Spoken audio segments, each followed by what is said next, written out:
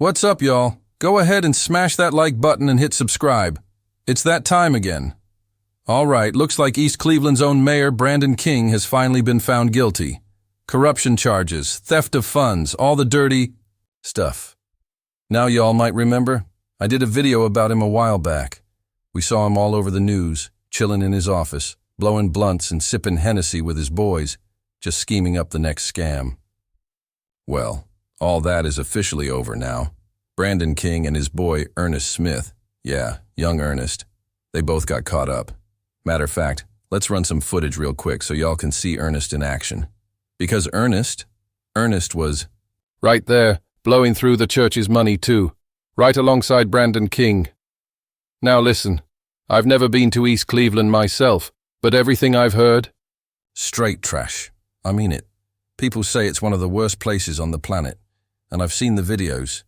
It does look bad, so it really ain't a shock to find out the mayor's in his office smoking that loud and sipping on brown, while trying to run a city that's already falling apart. But yeah, they finally shut that mess down.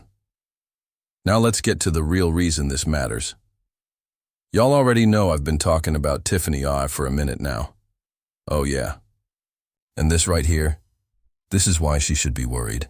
See, Tiffany out here jet-setting from Atlanta to Cali like she on vacation, like she gonna just disappear into the sunset. But I'm telling you right now, it's not gonna happen. It's not. She keep playing around, acting like nothing's coming for her. But that knock on the door, it's coming. And when it does, the whole thing is going viral, because she earned it. Now, when we talk about Brandon King versus Tiffany, I'll be honest, I don't even know that much about Brandon, just the basics, but that was all I needed. What I do know, he ain't even half as popular as Tiffany. But he still got taken down for the same kind of shady business we already know Tiffany did.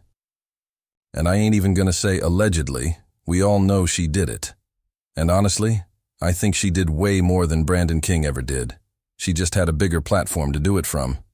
So yeah, her time's coming. Real soon. Anyway, let's go. Ahead and take a look at this news clip and see what Brandon and his sidekick Ernest were really up to. Let's see what they looking like now that they caught up.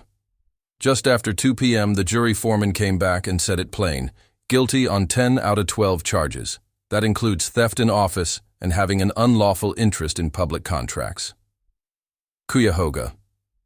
County Prosecutor Michael O'Malley said this was a long time coming and inevitable. Most of the shady stuff went down between 2018 and 2022. King was out here funneling city tax money right into his own businesses. For example, leasing office space that he himself owned to the city's domestic violence department and charging $14,000 a year for it. And that's not all. He was also buying cleaning supplies from his own company. And get this, he was even letting former Councilman Ernest Smith use a city vehicle, running up thousands of dollars on the city gas card. Now we actually spoke with Smith, who was found guilty on all 5 counts against him, including theft. When we talked to him and to King's lawyer, Charles Tyler didn't say much on camera, but he did hint that when sentencing happens on June 9th, they plan to appeal this decision. Tyler is confident they'll eventually prove King's innocence. Smith himself stayed optimistic, saying he only ever used the city vehicle for city business. Let's hear what they had to say. What would you say about Brandon King? He's a good guy, and we're going to keep supporting him in his fight for justice. And you're maintaining his innocence? That's correct. Then when asked if he wished he had done anything differently, Smith said, "Absolutely not. I wish I'd done a little different. I should have used it more, had more miles, more gas money, 'cause that would have meant I was doing more. Serving. If it wasn't for COVID, that's what I'd have done different." Man, you gotta hear Ernest's dumbass say that. Hey, Ernest, do you know you're facing prison time right now? This ain't just a slap on the wrist with you acting all sloppy. You about to do time. I swear, that attitude might get you an extra year or 2. And let's be real. You knew Brandon was doing wrong. You saw him buying cleaning supplies for the city from his own business, using taxpayer money.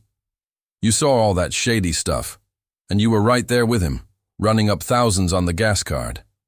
I know you were feasting off that too, Ernest.